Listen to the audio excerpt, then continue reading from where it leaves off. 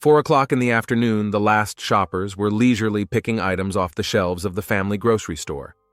Isaac Wells stood at checkout number 3, mechanically punching barcodes. The red beam of the scanner slid across the black and white strips. The cash register made familiar sounds, and customers paid with cash or cards. Fatigue accumulated in his shoulders after an 8-hour shift. He looked at the clock above the entrance and counted the minutes until the end of the workday.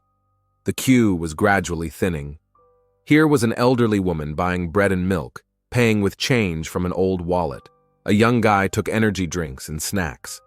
A mother with 2 children loaded her cart with groceries for the week. Each customer was part of the usual stream that flowed through the store's cash registers day after day. Here came the last customer to pay. Isaac closed the register, counted the proceeds, and handed the shift over to Jessica, the night cashier. She was about 10 years younger than him, always smiling and energetic. She smiled at him and wished him a good evening. He nodded back, took off his uniform vest, and headed for the exit. Cold air hit his face as the automatic doors parted in front of him. Matthew Allen was already waiting for him outside. The friends had known each other since high school. They'd sat at the same desk in high school, played basketball together, gone to prom together. After school, their paths diverged, but the friendship did not interrupt. Matthew worked as a loader at an auto parts warehouse and often stopped by Isaac's house after work. Today, he was sitting on a bench outside the store, smoking and reading something on his phone. He was wearing work clothes, blue jeans and a gray t-shirt with the company logo. "Hi." Matthew looked up and tucked his phone into his pocket. "Hi." Isaac sat down next to him. "How long have you been waiting?"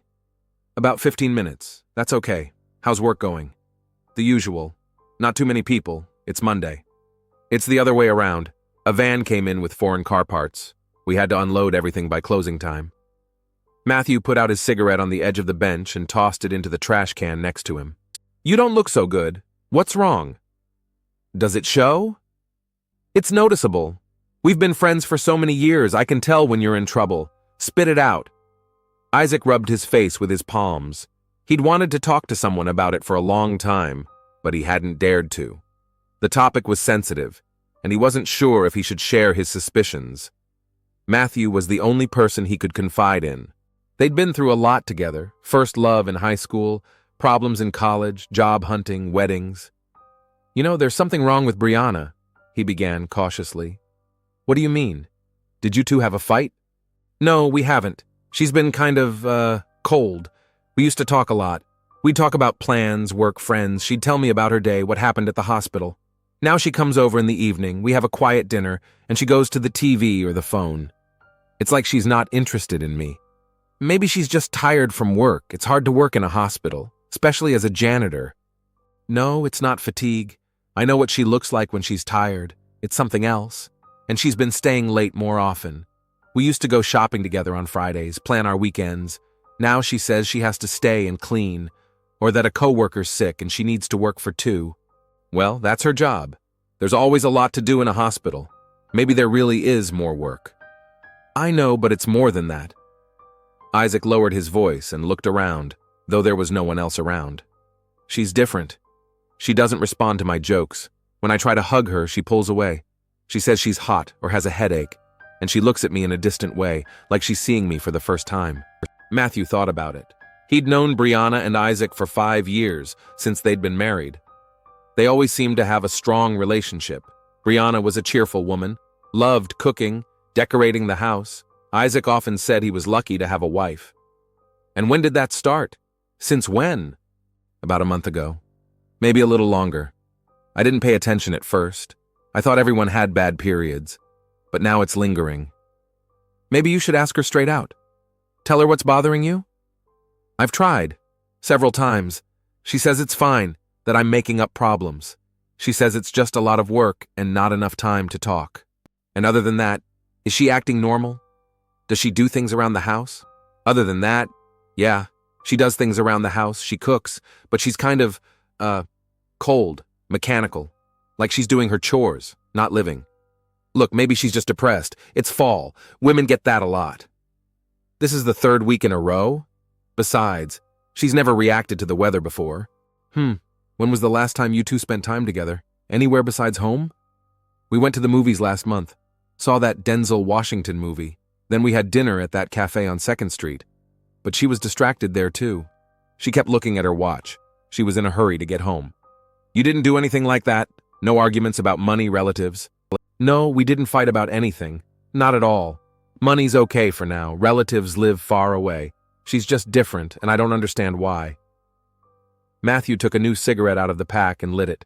He was silent for a long time, pondering his friend's words. You know what? Maybe she just needs time. Everyone goes through rough patches. Maybe there are some problems at work that she doesn't want to burden you with. Maybe. Isaac wasn't sure. Something told him it wasn't work. Try treating her special. Give her something nice. Take her out to a nice restaurant. Maybe it's just a lack of romance. I've been thinking about it.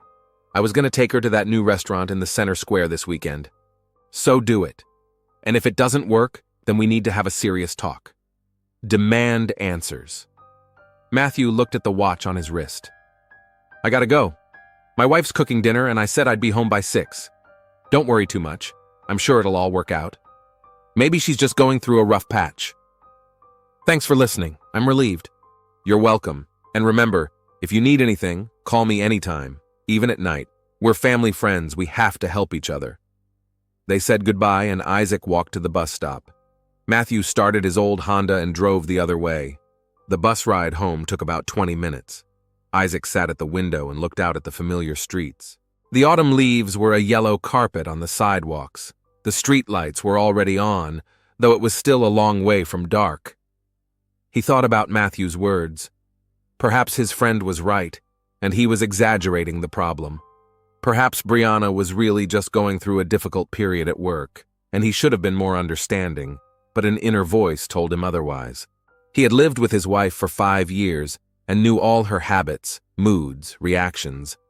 What was happening now was not like simple fatigue or depression. The bus stopped at his stop. Isaac got off and headed down the familiar street. The evening sun lit up the houses, birds circled over the rooftops. A dog barked somewhere, and the sound of the television came from the window. Just an ordinary quiet street on an ordinary weekday. Their house stood in the middle of the block, a small one-story house with a white picket fence and a neat garden. Isaac and Brianna had bought it 3 years ago, taking out a 15-year mortgage. Back then, they'd dreamed of children, planned how they'd set up the nursery in the back room. For now, there were no children, and the nursery served as a study. Brianna should have been home from work by now. Her shift usually ended at 4:30, and she'd be home by 4. Isaac opened the front door with his key and walked into the hallway. "Hi, I'm home," he shouted, taking off his jacket and hanging it on the hook. "Hi," Brianna called back from the kitchen. Her voice sounded the same as usual, calm, not annoyed, but not happy either. Before, when he'd come home, she'd come out and give him a hug, ask how he was doing. Now she would call back from the kitchen and go about her business. Isaac made his way into the kitchen. Brianna was standing at the stove, stirring something in a large pot. She was in her work clothes, blue pants and a white hospital uniform t-shirt. The t-shirt had the logo of St. Mary's Hospital on it. Her hair was put up in a ponytail, as it always was after work. There was fatigue on his face, but it was just normal tiredness after a day of work. "How are things going at work?" he asked as he approached her. "Fine. And you?" "It was okay, too. Not a lot of customers. What are you cooking?" "Chicken soup. It'll be ready soon." "It's good. I'm gonna go change." Isaac went into the bedroom and took off his work clothes. He changed into homemade jeans and an old t-shirt. In the mirror, he saw his face, worried and tired. Matthew was right. His restlessness was noticeable. When he returned to the kitchen, Brianna was already putting soup on plates. There was bread, butter, and salt on the table. Everything as usual, but the atmosphere was different. "You can go to dinner," she said. "Okay." They sat down at the table and started eating. The soup was delicious, as always. Brianna was a good cook. That was one of the reasons he had fallen in love with her. But now even food couldn't hide the tension between them. "How are things going at the hospital?" he asked, trying to make conversation. "The usual? Lots of work? And how was Deborah? Wasn't she sick?" "She's cured. She's out today." "That's good. They used to talk about a lot of things at dinner, work, news, weekend plans, friends. Brianna told funny stories from the hospital, and he shared stories from the store. Now they ate in silence, occasionally exchanging formal sentences. "The head office auditor is coming to the store tomorrow," Isaac said. "Ah, yes. I hope it goes well. I'm sure it would." After dinner, Brianna put the dishes away, and Isaac went into the living room and turned on the television. This, too, had become a habit of the last few weeks. Everyone did their own thing after dinner. Before, they often cooked together, did the dishes, and talked about the day's events. "What are we watching?" he asked when Brianna joined him on the couch. "I don't care. It's your choice." She used to always have an opinion on what to watch. She liked comedies, historical movies, sometimes melodramas. Now she didn't care. Isaac found a crime series they sometimes liked to watch together. Crime Scene. Detectives investigating murders in different cities in America. Brianna used to comment on what was happening on the screen. Sometimes they would argue about who the killer was, try to guess before the finale. Now she just sat next to her and stared at the screen. About half an hour passed. On the screen, the detectives were interrogating the suspect, and the room was quiet. Only the sound from the TV and the ticking of the wall clock, which Brianna bought in an antique shop. Isaac furtively looked at his wife. She did look tired, but it was not just physical fatigue. In her posture, in the expression of her face, was something detached. Suddenly, Brianna's cell phone rang. The sound was sharp in the silence of the room. She straightened up abruptly, as if she had been electrocuted, and looked at the phone screen. Something like concern, maybe even fear, flashed across her face. She quickly picked up the phone and got up from the couch. "Sorry, it's work. I have to take this." She walked out into the hallway. Isaac heard her muffled voice, but couldn't make out the words. She spoke for quite a while, 5 or 6 minutes. Her voice sounded agitated, not like the usual work calls. When she returned, she had a strange expression on her face. Not relief after solving a work problem, but something else. She sat down on the couch, but not in her usual spot next to it, but at the other end, farther away. She had her cell phone in her hands and was typing something quickly. "What happened at work?" Isaac asked. "Huh?" She looked up, as if she didn't immediately realize he was addressing her. "Nothing much. The nurse was asking about tomorrow's shift." "What are you typing?" "Oh, just, I'm making a to-do list for tomorrow." It was weird. Brianna never made to-do lists on her phone. She had a notebook for it in the kitchen. She finished the message and quickly hit the send button. Then, even stranger, she immediately deleted all correspondence and placed the phone screen down on the armrest of the couch. Isaac noticed the movement. Brianna had never before deleted a message immediately after sending it. And why did she put the phone screen down? She usually left it as it was, screen up. It was so natural that he'd never paid attention to it before. "Why don't we put the tea on?" he suggested, trying to normalize the situation. "Okay, I'll put it on." She got up and went into the kitchen. The phone remained on the couch. Isaac looked at it and thought, they had always had an open relationship. They used to have no secrets from each other. Brianna never hid who she was texting with. They'd even looked at pictures on social media together sometimes, discussing news from mutual friends. Now everything had changed. He could hear the kettle boiling in the kitchen. Brianna was humming something under her breath, the first time he'd heard her sing in weeks. It was strange. A few minutes ago she'd been tense and nervous, and now suddenly she was in an upbeat mood. What could have changed her state of mind so quickly? Brianna returned with 2 cups of steaming tea. She had chosen their favorite cups, a blue one for him and a white one with roses for herself. These cups were a gift for their first wedding anniversary. "Here you go." "Thank you." They drank tea and watched TV. On the screen, the detectives had solved a murder. The culprit was the gardener, just as Isaac had suspected. Brianna used to marvel at his ability to guess murderers in detectives. Now she wasn't interested. Isaac tried to concentrate on the plot, but his thoughts kept returning to the phone call. Who could it be? And why was she so nervous? If it really was a co-worker from work, why did it take leaving the room to answer it? And why had she immediately deleted the message after the conversation? "I'm going to take a shower," Brianna said, finishing her tea. "Good. And I'll watch the news some more." She collected the cups and went into the kitchen to wash them. Then he heard her go into the bathroom and turn on the water. She took her cell phone with her. She had never taken her phone into the shower before. Said it was a time to relax, when she didn't need to communicate with anyone. Another little thing that didn't fit into the usual pattern. Isaac switched to the news channel, but couldn't focus on what was going on. The anchors were talking about the problems in the economy, the election in a neighboring state, the weather forecast. But his thoughts kept returning to his wife's behavior. The coldness, the late returns from work, and now the secret phone calls. He remembered the conversation with Matthew. Maybe he should have taken his advice and tried to patch things up. Give something meaningful, invite him to a restaurant, have a romantic evening. But he had doubts inside. What if the change in Brianna's behavior had another reason?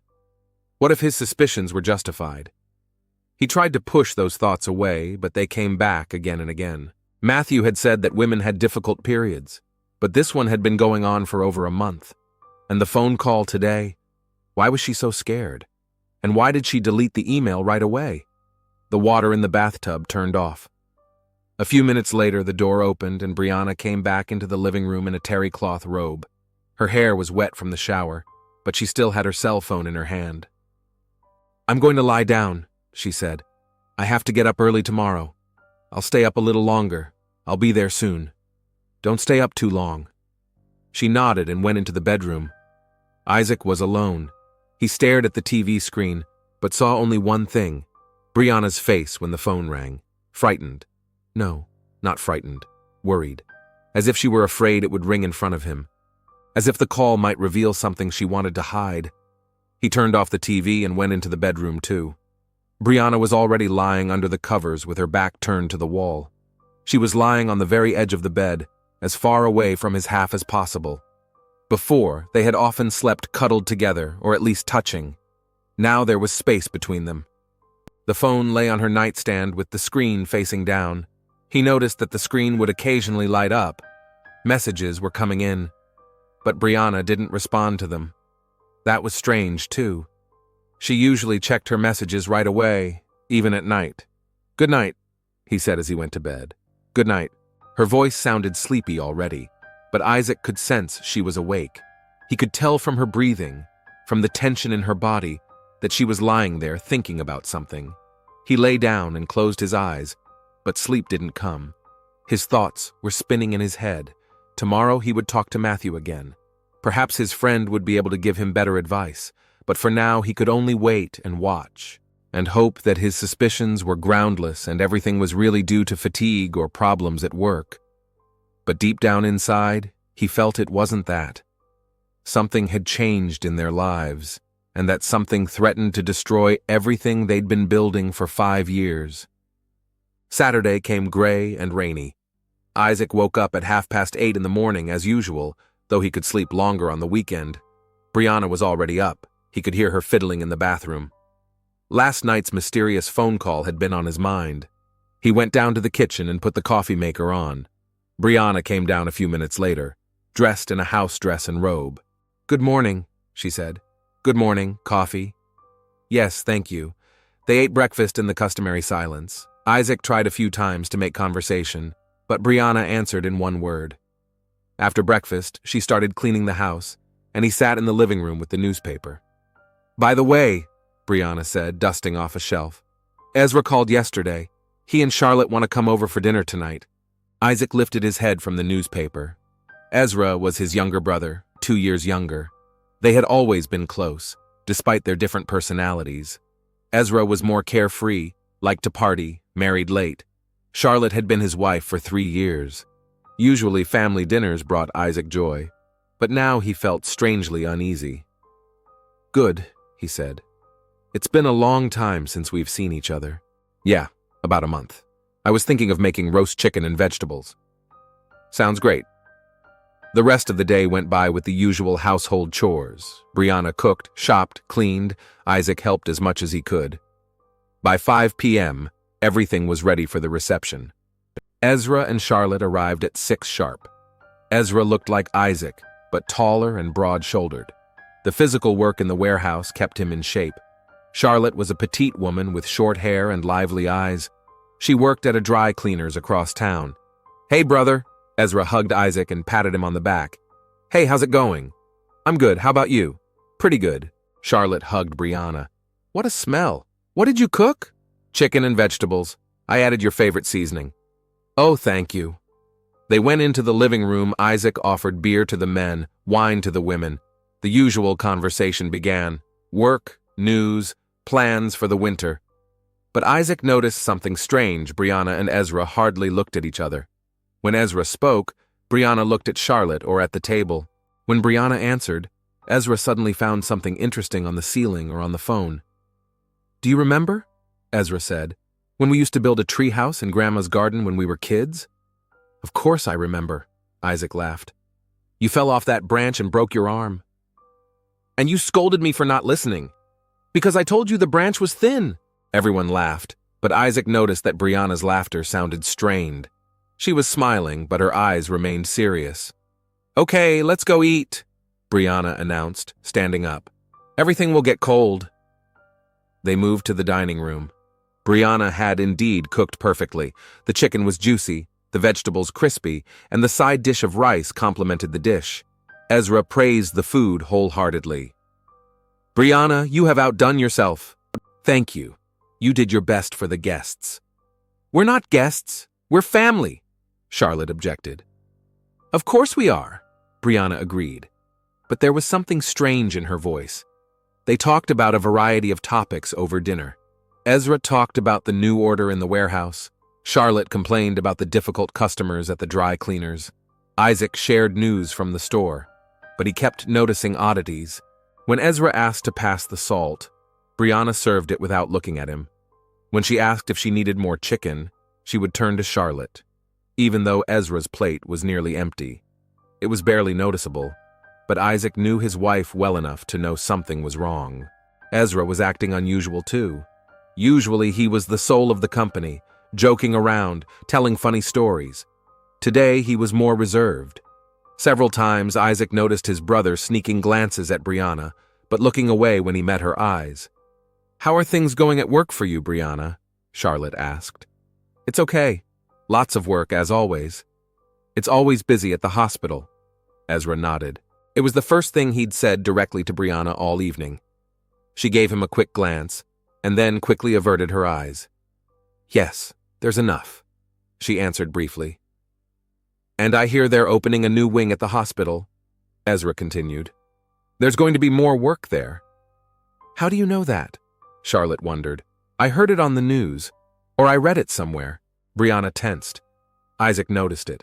She pressed her lips together, the way she always did when she was nervous.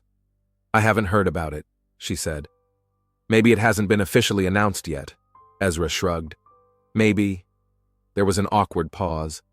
Charlotte looked surprised at her husband, then at Brianna. We're thinking about getting a new car, she said. The old one's a wreck. Yes, it's about time, Isaac agreed. What make are you considering? A Honda, maybe? Or a Toyota? The conversation turned to cars. Ezra talked enthusiastically about the different models, but Isaac noticed that his brother glanced at Brianna from time to time. She was carefully avoiding his gaze. When dessert was served, the apple pie Brianna had baked that morning, everyone relaxed. The wine and good food had done their job, but the tension didn't go away.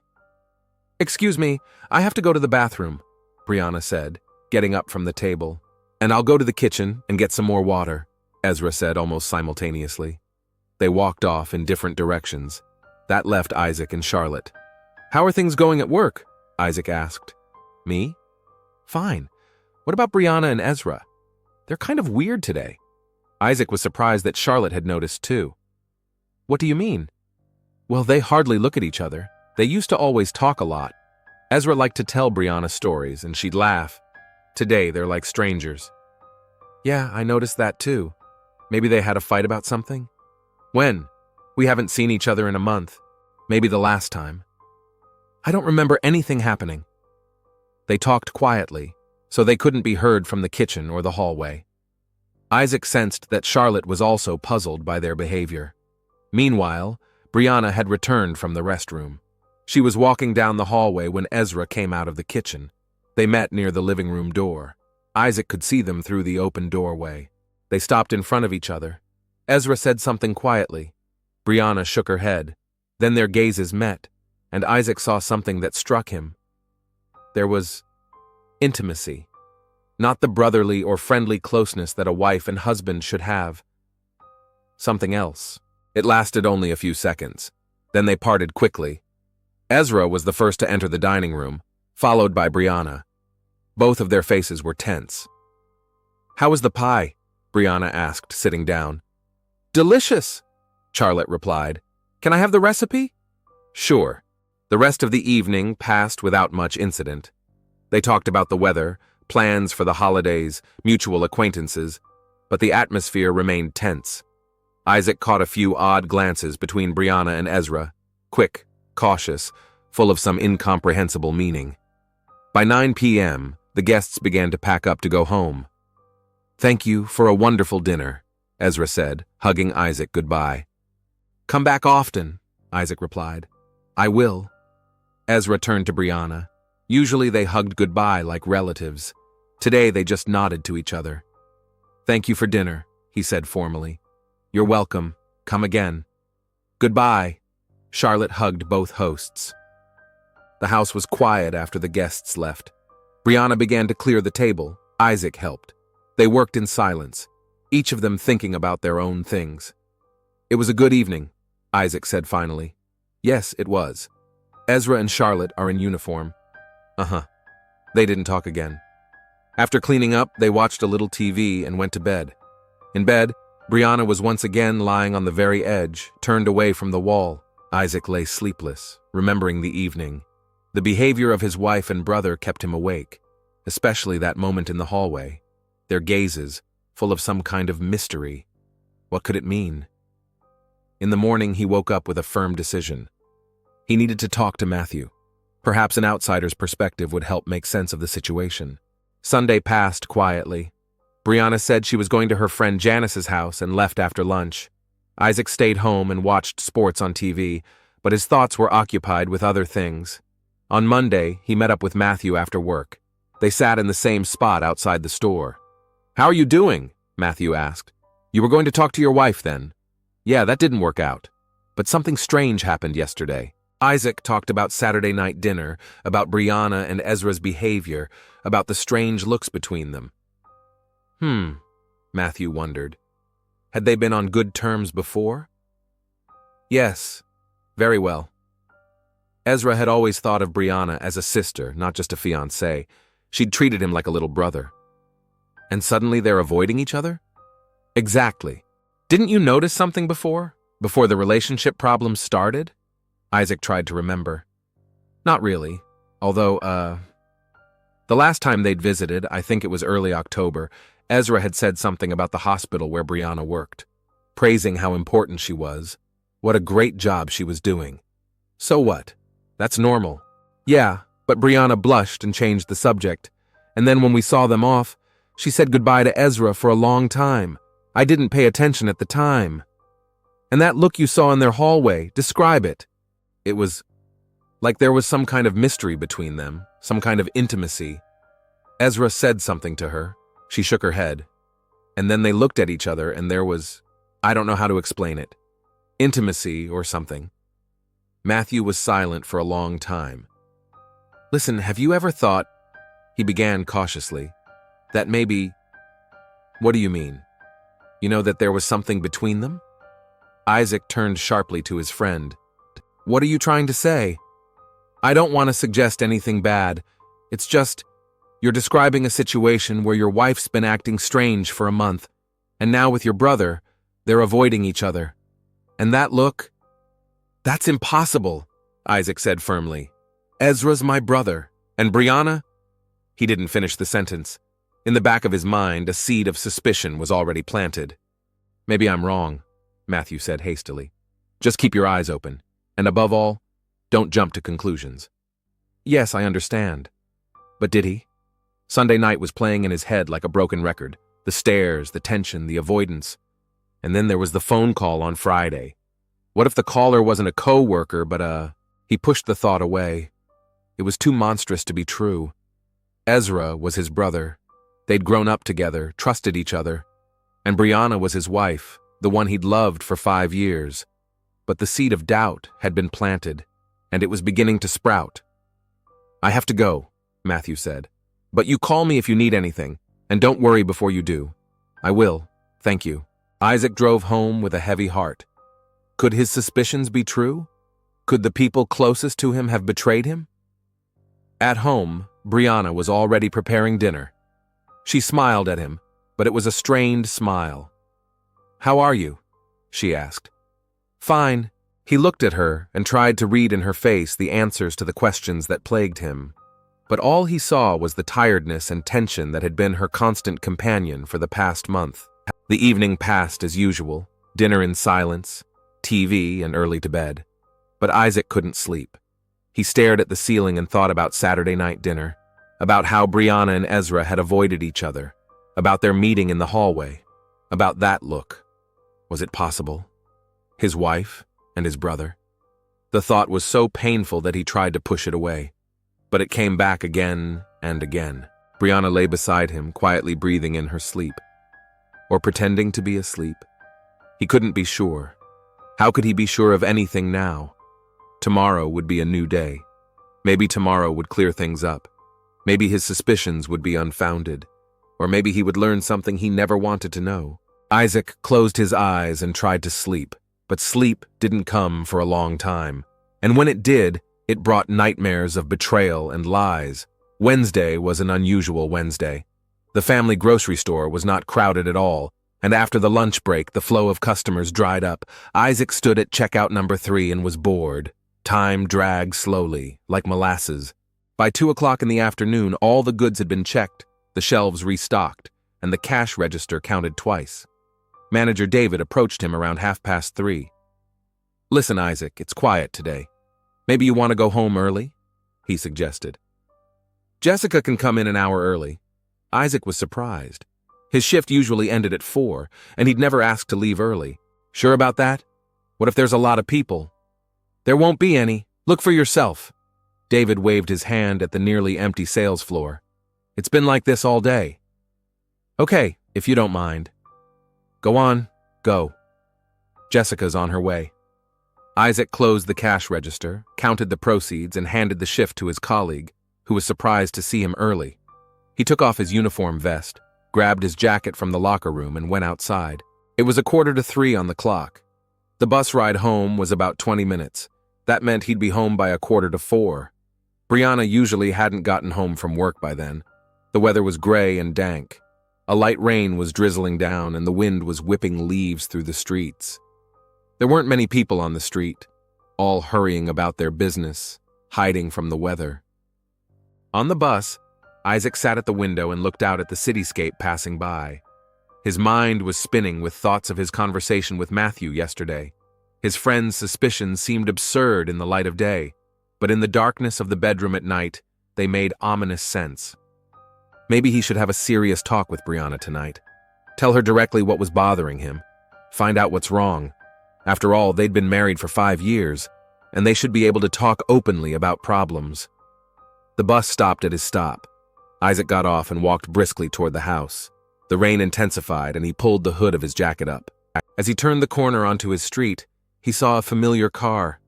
Ezra's old sedan was parked outside his house. Isaac stopped like a dumbfounded man. What was Ezra doing here at this hour? He's supposed to be at work at the warehouse. Ezra's workday ended at 5, like most people's. So why is his car parked here at 4:30 in the afternoon? Isaac slowly walked closer. It was definitely his brother's Cara blue Honda Civic with a distinctive scratch on the rear bumper and a soccer team sticker on the back window. My heart beat faster. Maybe Ezra was sick and had come to them? Or was he in some kind of trouble? But then why hadn't he given any warning? He usually called before he came over. Isaac reached the house and stopped at the gate. Brianna's car was there too. So she's home. That was odd. Her shift ended at 4:30, but she usually didn't get home until 4. He opened the gate and walked down the path to the front door. In the house, the living room light was on. Everything looked normal, but something about the situation was unsettling. Isaac quietly opened the door with his key. Didn't want to scare his wife and brother in case something happened to Ezra. He took off his wet jacket and hung it on the hook. "Hi, I'm home," he shouted as usual. No one answered. It was strange. If Brianna was home, She always answered from the kitchen or the living room. Isaac listened. The house was quiet, but not quite. There were muffled sounds coming from somewhere upstairs. He made his way to the living room. No one was there. Brianna's purse was on the couch, and on the coffee table was a man's jacket he didn't recognize at first. When he looked closer, he realized it was Ezra's. The sounds continued to come from upstairs, from the bedroom. Isaac frowned. What are they doing up there? Could Brianna be showing Ezra something in the bedroom? Isaac walked up the stairs. The wooden steps creaked under his weight, but he tried to walk quietly. A strange curiosity mixed with growing unease. There were 3 rooms on the second floor. Their bedroom, a guest room, and a bathroom. The sounds came from the bedroom. The door was ajar. Isaac stepped closer and listened. What he heard made his blood freeze in his veins. It was moans. Not moans of pain or malaise. They were moans of pleasure. A man's voice and a woman's, intertwined in a rhythm that was painfully familiar to him. No, it couldn't be. He had misunderstood something. Isaac cautiously approached the door and peered through the crack. What he saw shattered his world into a million shards. On their bed, the bed where he had slept next to his wife for 5 years, lay 2 naked bodies. Brianna was on top, her long hair spread across her shoulders. Beneath her lay a man. Isaac could only see his arms, hugging his wife's waist tightly. But those arms were enough. He knew every mole on his brother's arms, knew the scar on his left forearm that Ezra had gotten when he fell off his bike as a child. This was Ezra, his brother, in bed with his wife. Time had stopped. Isaac stood at the door, unable to believe what he was seeing. It had to be a nightmare, a hallucination, anything but reality. But it was reality. His wife and his brother were betraying him in his own home, on his own bed. Something snapped inside, like a string stretched to the breaking point. Isaac pushed the door so hard it hit the wall. "What the hell is going on in here?" His scream sounded like a gunshot. Brianna turned around sharply, her face flushed with horror. Ezra tried to get up but got tangled in the sheets. "Isaac!" Brianna tried to cover herself with the sheet. "It's not what you think." "It's not?" Isaac grabbed the door jamb to keep from falling. "I see what it is." Ezra finally got out of bed, trying to get dressed. "Brother, let's talk." "Don't you dare call me brother." Isaac's voice trailed off. "How could you do this to me? How could you do this to me?" Brianna cried, clutching the sheet to her chest. "I'm sorry, Isaac. We didn't mean for you to find out like that." "We didn't? You didn't want me to find out at all." Ezra pulled on his jeans and tried to move closer to his brother. "Isaac, I know what it looks like. Get away from me!" Isaac pushed his brother away with such force that he fell back onto the bed. "Both of you get out of my house!" "Isaac, please listen to us," Brianna pleaded. "Hear us out. What are you going to tell me? That it was an accident? That you slipped and fell in bed?" Rage filled every cell in his body. 5 years of marriage, 5 years of trust and love, 35 years of brotherhood, all shattered in an instant. "How much?" he screamed. "How long?" Brianna and Ezra were silent. Both of their faces were wet with tears. "Answer me." 2 months, Brianna said quietly. 2 months. All the times he'd noticed the oddities in her behavior, the times he'd been tormented by suspicion, the times he'd blamed himself for being a bad husband, all the times they'd been together. "Get out," he said in a cold voice. "Leave now before I do something I'll regret." Ezra pulled his shirt on. "Isaac, we'll talk when you calm down." "Never! I will never talk to you again." They hurriedly got dressed. Brianna was sobbing as she tried to button her dress. Isaac went downstairs. Isaac slowly made his way to the living room and sank down on the couch. Reality split in two. There is the world where his wife is cheating on him with his own brother. And there is the world of 5 minutes ago, where he could still believe he had a family. He stared at the pictures on the shelf. Their wedding photo. The photo from last Christmas where all 4 of them, him, Brianna, Ezra, and Charlotte, smiled happily into the camera. How many lies were in those smiles? Suddenly he was hit with a wave of rage like he'd never felt before.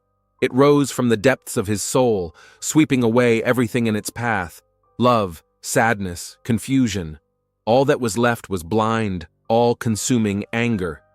He jumped up from the couch and made his way to the bedroom closet.